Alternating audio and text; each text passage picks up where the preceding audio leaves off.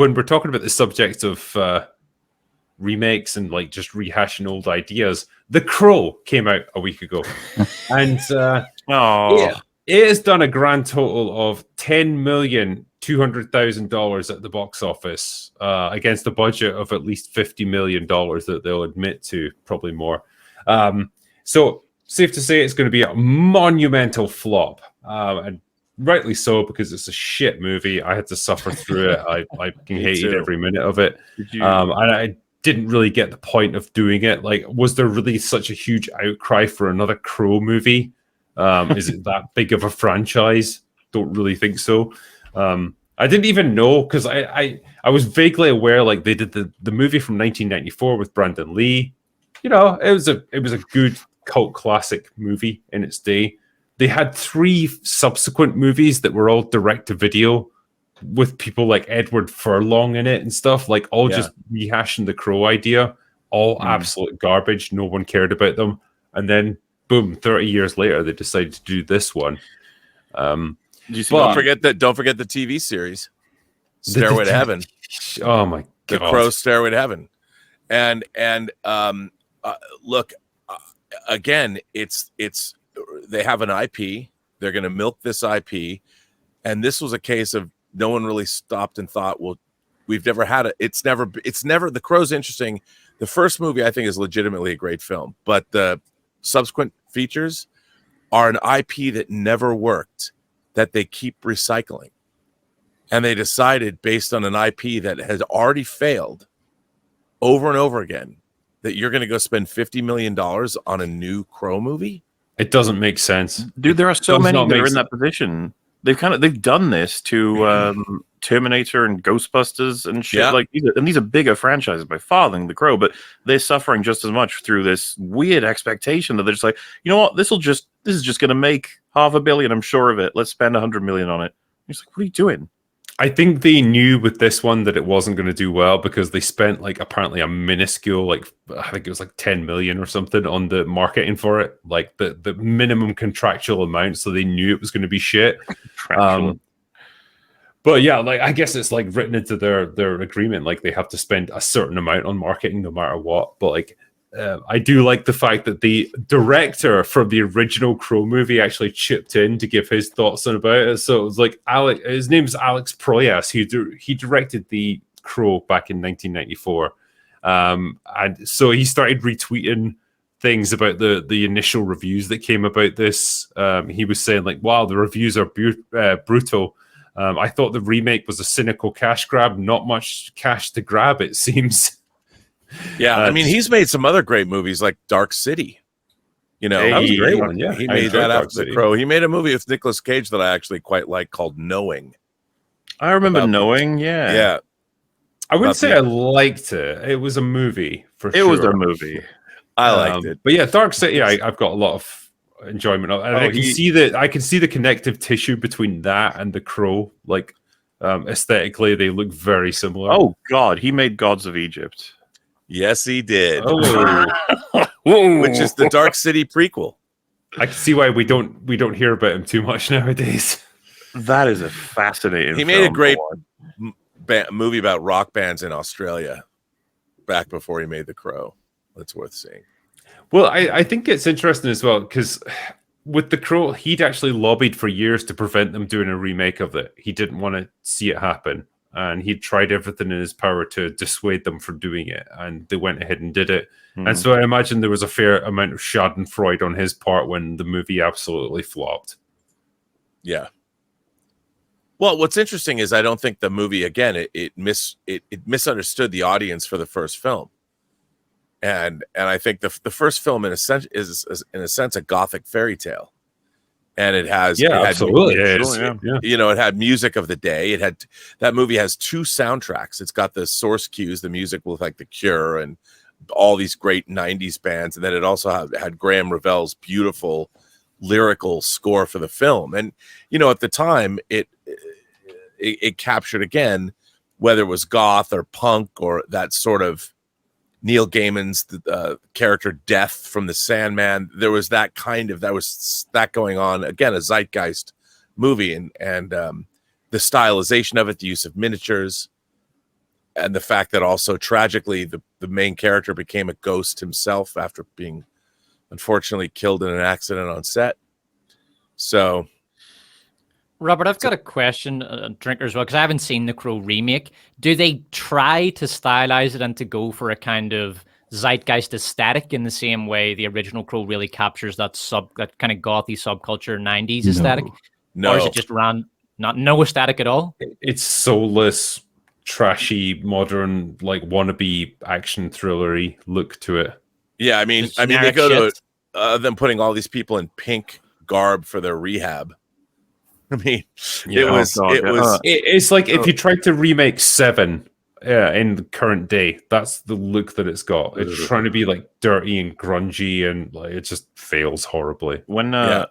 When I had a feeling we might have had to talk about it, I was like, I don't have to watch it, do I? And you mercifully told me no, Drinker, but I did watch. Yeah, I just wanted to talk about the box office of it. Yeah, when I watched your video on it and you were opening up, because I'd recently rewatched the '94 Crow, which I think is awesome, and like the watching your video, and you start explaining the fucking whole story for the girlfriend, and I was already getting confused. I was like, why are you spending so much time telling me all this nonsense? Like, obviously about the film. It's like, do you understand how slick and simple it was in the original?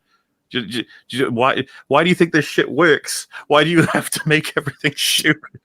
Well, I was baffled by the decision to like base so much of the story around Shelley. Like, she's not the main character. It's not her story. It's Eric's story. And so to make her like essentially the lead of the movie up until about like the 30-40 minute mark, it's a baffling idea. The original movie is so efficient because she's fucking dead, like literally dead from the opening of the film, and like the only time you see her is in like little flashbacks, ghost visions, that sort of thing. That's it. But you understand what she means to Eric, who's the main character, and what she means to Sarah, the little girl, their proxy daughter. You know, they're like they're like the purest people in that horrible, in Detroit, and they have their daughter, they have a family, and they have true love, even though they live in basically a hellscape, and that was completely absent from this remake. They went even worse than that. It's one of the worst decisions they made in the entire film, and it's a film of bad decisions, was in not beginning with them already in love. Because the film actually had to go and establish their relationship from the ground up, but it didn't have any characters with which to establish a relationship. So this supposedly pivotal relationship is founded on, I like music, so do I. I like tattoos, so do I. And drugs. I'm madly in love, and I will sacrifice my eternal soul to save you. Once again, the fucking filmmaking, like language, to be nice and pretentious. The way that you get him up in the same place that he was killed in the original film, and he is like re-experiencing some of his most treasured memories when he was living, as well as what happened when he died, losing his mind, trying to recontextualize being alive again with the life that he lived, and then finally reaching a bit of a zen and understanding exactly what's happened, and then it's like all of that's achieved so quickly and so powerfully too, right? To keep switching between the past and the future. But oh well. I have another question I'm sure a lot of people are curious about. Obviously, Brandon Lee had real gravitas and screen presence in the role. Like, he's so magnetic on screen. He's dynamic and explosive. What was Bill Skarsgård like in the role? Awful.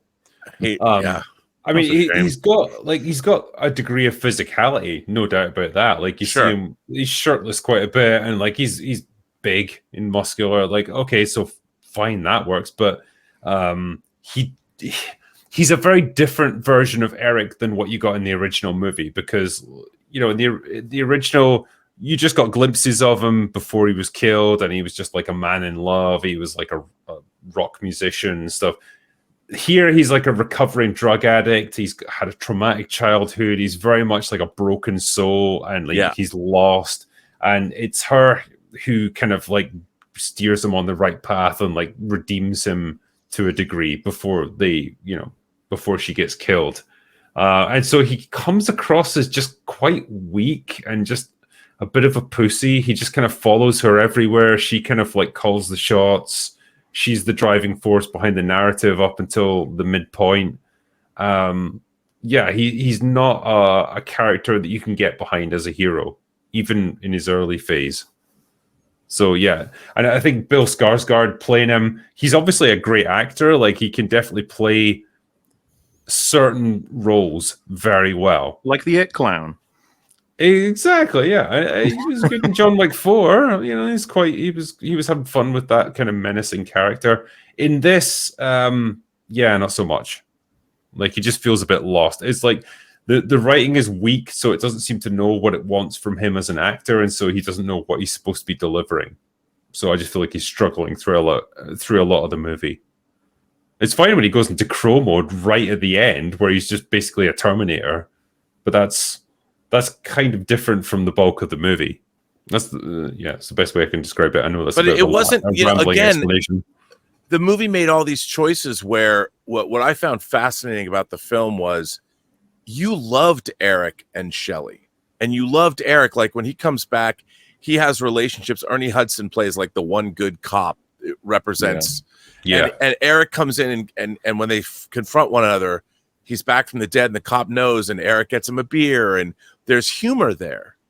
And there's the fact that this specter has come back on Devil's Night, the night before Halloween. And it really is like a fairy tale. And when you're watching it, there's real emotion. You know, there's real, you feel something there. And you like Eric, like he's, at one point he gets his old guitar and starts shredding on the roof because this mournful guitar sound, and he's like crying through his guitar.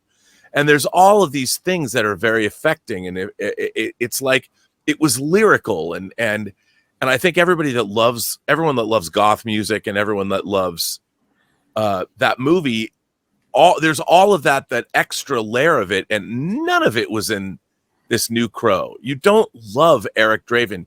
You should love Eric Draven, and the little touches, like when Sarah's walking across the street and she says, "Oh, I wish it would stop raining," and he says, "Oh, it can't rain all the time." Lovely little touch. It's almost like a musical lyric. Just little touches like that. They're all over the movie. And the great scene where Eric confronts Darla, Sarah's mother, and quotes William Makepeace Thackeray and says, "God is mother is the name. God is." What is it? Mother is the name of God, or God is the name of mother on the lips and hearts of all children. And then he extracts the morphine from her veins. Yeah. Her veins. And it's a great moment. And it shows that this is even though he's a ghost and he's a goth rock and roll star, and he's coming back to kill a bunch of guys to avenge his girlfriend's death, he's a spirit of, in a way, goodness, certainly vengeance. But it's not beyond him to bring good and to help to save someone else's soul. And that was a part of it too. And they added this really weird thing where one of the villain is now made a deal with the devil and has to provide souls for the devil. Oh, and that's why. Oh, dude, it was. Did you forget about that, Trinker? I was thinking like Top Dollar, like from the original movie, was very much just a regular old human. But he was a menacing, dangerous figure in his own right because he was resourceful, and he was he got on to like what Eric was towards the end. He started to figure out how he could fight him. So that made him an interesting character in his own right, like human versus the supernatural. But like the supernatural is like on our side essentially, like he's the hero. This time around, it's like, he's fucking, he's got like some crazy supernatural thing going on himself. He's like made a deal with the devil so he can live forever, but he has to sacrifice souls in order to maintain it. And it's just, you pick this fucking old man to play him, and he's not like dangerous compared to Eric. Like, it's such a crazy mismatch. It doesn't work. It doesn't work on any sort of level. And then the question... Then I kept waiting for an answer to this question. So if you have two elements of supernatural darkness, are they in opposition? Yeah. Is the fact that Eric Draven was brought back from the dead by God? Kronos. And then you have the devil. And so wouldn't the conflict then be with, and I know this, I'm probably overthinking it, but it angered me to no end that they added this extra layer of... Oh, it's so simple in the original. You follow it easily. You understand everything that's happening. Very vengeance. Because I was going to say, like, obviously I haven't seen the new one, but... Don't ever. Michael Wincott, right, who was born to play villains. He's amazing. In every villain role he ever has. Perfect voice, perfect look. So obviously it was like probably going to be downgraded no matter what. But Danny Houston, right, the guy in the new one, like I think he's good when really well used. But this sounds like the phoning in sort of villain he plays in like every fucking movie he's in. He plays the same type of bad guy. It's always a corporate, big business type, suit wearing, I don't care about anybody type guy. He does it all the time. You know when he played Ludendorff in Wonder Woman, right? And it was like essentially an old, out of shape, middle-aged guy versus a fucking demigod who's indestructible. He had drugs that made him super strong. Or yeah, it's like an elderly German man on steroids versus like a goddess. Yeah, well, that's kind of what you end up with here. Like he's outmatched, and he's lost in a script like this. Danny Houston is a pretty good actor, but this movie just doesn't know what to do with him and how to utilize him properly.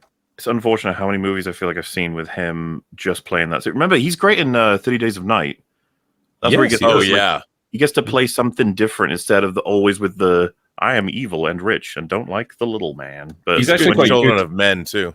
He's quite good in Yellowstone as well. Actually, he plays like that kind of corporate, slimy, lawyery bad guy quite well. Remember, they had him. He was Stryker in X-Men Origins Wolverine. Yeah, he was. Yeah, it was good. Another great part of that movie.